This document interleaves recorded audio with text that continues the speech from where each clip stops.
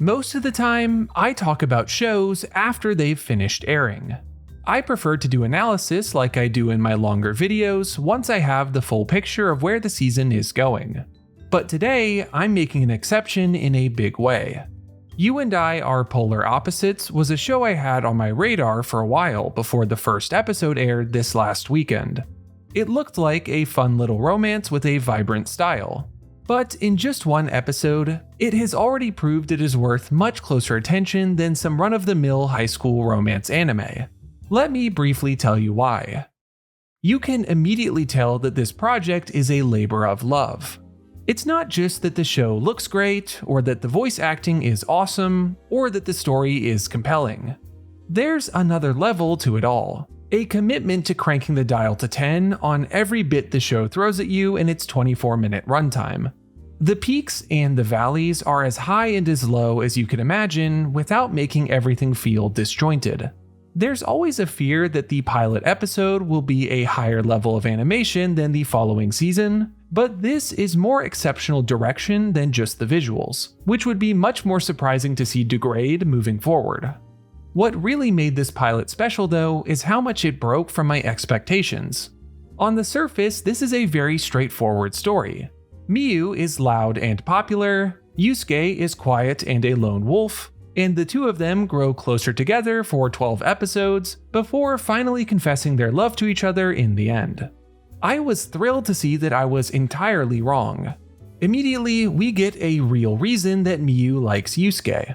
She is boisterous and liked, but she's also a pushover. She's anxious about people liking her. She admires that Yusuke doesn't care what people think of him. That's a simple idea, but it gives so much more weight to their romance than you sometimes get in more surface-level anime. And at the end of the episode, we get a peek behind Yusuke's curtain too, and why he likes Miyu's personality. Opposites attract is always a winning formula, but this show makes it cute and relatable in a way that feels fresh. I'm burying the lead here though. The huge standout in this pilot is that we get a confession. This is what really got my attention, because it entirely changes the shape of the show. This won't be a slow burn where Miyu finds her voice. She is able to speak up right here and right now, and now what lies ahead is much more obscure. That's exciting, and has way more avenues to go off of that aren't buried in cliches. My mind immediately went to Horimiya, which is one of my favorite romances due to how quickly the couple gets together. A beginning like this allows for more open communication between our main couple, and also way more space for the side characters to have their own lives and stories. Starting like this is surprising and full of interesting possibilities.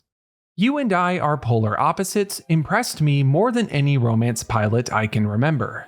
It's hard to make something wonderfully goofy that can also downshift to serious at a moment's notice.